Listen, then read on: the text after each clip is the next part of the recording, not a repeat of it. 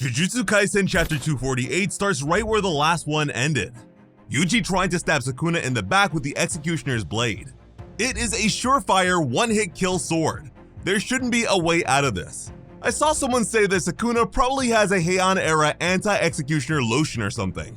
But instead, the sword fades away in Yuji's hands. All that's left is a tiny cross at the heart of the blade. Nice ornament, but way too small for stabbing anyone.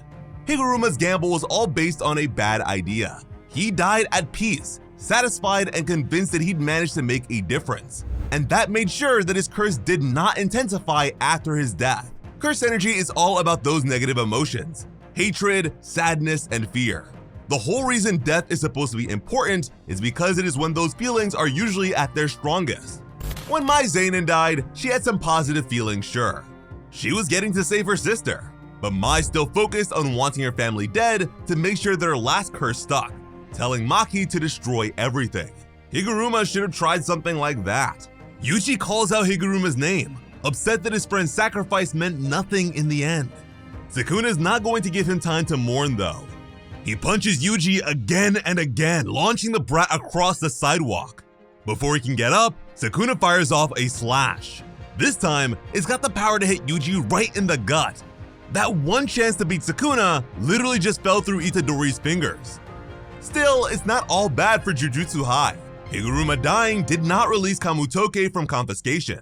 It's just gone. So Sukuna does not have a weapon to cover for him while he prepares more big techniques. Surprisingly, the other Jujutsu sorcerers who can't fight are the first to reach him. Kirara Hoshi and Wiwi arrive right next to Yuji and Sukuna. They're here to get Higuruma's body back. Wiwi has an instant teleportation curse technique. These two probably grab Gojo's body too. Sukuna's not sure what they're doing with the corpses. Wiwi and Kirara could be taking the bodies back to Shoko. She is Jujutsu High's main healer, but using reverse curse technique on other people is less effective. And these two were very clearly dead. Wiwi and Kirara could just be making sure that Kenjaku wasn't able to get access to any useful dead bodies. That's a pretty sharp thing for them to do. But the plan was for Yuta to deal with Kenjaku. Or has Jujutsu High set up some kind of plan for the dead bodies? We've never actually seen Shoko's curse technique, just her healing people or examining dead bodies. If she has some kind of cursed animation technique, she might be able to bring Higuruma and Gojo back as zombies or something. Shoko can bring people back from the brink of death with her ineffective reverse curse technique. Her regular one could be terrifyingly powerful. Still, that's all a mystery for now. Rather than focusing on two people who can't throw a punch, Sukuna's turning his attention to Yuji. Despite taking a slash right to the gut, Itadori's already back on his feet.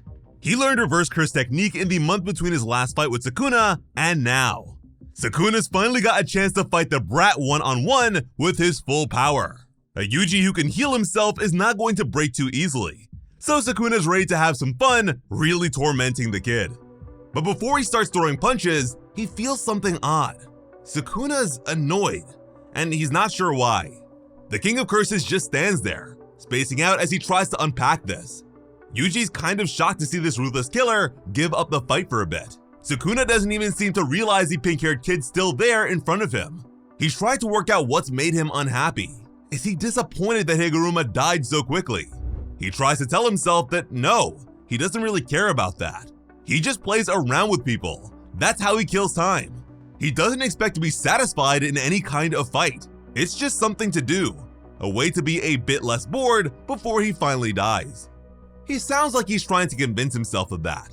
Sukuna just fought the strongest sorcerer in the world. He was grinning all the way through it, even after it was over. From there, everything else is a downgrade. Even after death, Satoru Gojo may have managed to get through to Sukuna about how lonely the top of the food chain really is. Sukuna starts thinking about what motivates him and what sort of principle would matter more to him than his life. The sort of passion that people like Jogo don't have. All these new Jujutsu sorcerers are trying to kill him because that matters more to them than their own lives. They really care about this fight. He doesn't really have anything he feels that strongly about. He saw people like that back during his time too. Heroes who wanted to make the world better by killing the evil King of Curses. It didn't bother him then, but now it's making him annoyed. They have something that he doesn't, and that makes him arrive at a decision. All of this is Yuji's fault. The brat is annoyingly persistent. Sukuna keeps doing things to try and break Yuji's soul, but every time, he manages to come right back to the fight again. The two of them shared a soul. Sukuna understands what drives Yuji, and even if he hasn't said it out loud, he has to acknowledge his persistence. Yuji's strong will and ideals have given him the power to stand up to Sukuna, a guy who should be far more powerful than him. And it's infuriating. Finally remembering, oh yeah, I'm in a fight, he calls out that he's going to destroy Yuji's ideals. Winning the physical fight is not enough for Sukuna now. He wants to break Yuji's will too, which, when it comes to main characters in anime, is effectively the activation of plot armor, which you can also activate by subscribing to the channel. Hisoka wanted to preserve and advance Gon. Aizen had plans for Ichigo, and everyone wanted to prove Naruto wrong. The moment a villain wants something other than straight up victory against the MC, they are already on the road to defeat.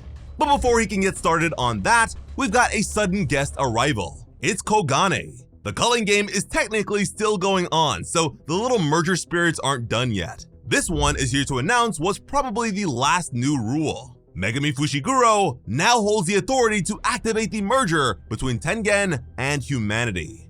That opens a question. Can Kogane tell the difference between Megami and Sukuna? Some cursed spirits can make that distinction. After all, Judgeman was able to target Sukuna rather than Megami. But the culling game hasn't been consistent about who is registered under what name. Some ancient sorcerers like Hajime Kashimo were registered as their original selves, not the body they took over. Others like Hana Kurusu and Yoruzu were entered with the name of the host. This is what let Yoruzu pretend to be Sumiki Fushiguro originally. So who actually got the authority to end things? Sukuna or Megami? Kusakabe on the sidelines realizes that this is probably Kenjaku's backup plan. If so, Yuta's ambush probably worked. This could be Kenjaku's last move, but it seems a bit too simple. Just trusting Sukuna or Megami to do something he really wanted to happen? It feels like he could have one more step here, something to make them want to run forward with his plan. Kusakabe starts to think the same thing. He was sure that Sukuna, despite all his cruelty, would not just do crazy stuff like go through a Kenjaku's merge humans with Tengen thing just to see what would happen. Having him be Kenjaku's successor doesn't make a ton of sense. But he could be wrong on that. Sukuna grabs Kogane, eating it as a way to acknowledge its message. And once that's done, he makes a decision. He is going to kill everyone. First Yuji, then every other culling game player. Then he thinks he might trigger the merger and kill whatever creature's left once it's done. It sounds like since he doesn't have anything better, for now he's going to fight for Kenjaku's plan. But that battle is not going to end anytime soon, because next up, we've got Yuta joining the fight directly. Sukuna tries to charge up some kind of attack move, but Yuta's katana keeps him on the defense from the jump. Happy that someone else is able to try and stand up to him, Sukuna tries to upset Yuta. He claims that unless Yuta can win, he is going to kill everyone that Yuta loves. Yeah, no, Sukuna doesn't have the attention span to bother doing that.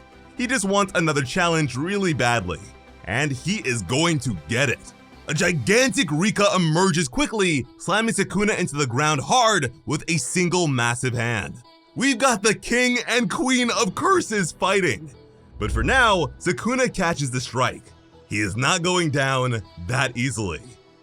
And that's what we have, Sukuna fighting two main characters at the same time.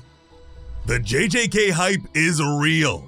No disrespect to Higuruma, but Yuta pulling up is so much better. And with that, I'm sure we'll learn more about what happened with Kenjaku. Drop your speculation in the comments. As always, I am Slice of Otaku. Thank you all so much for watching and have an awesome day. I love you.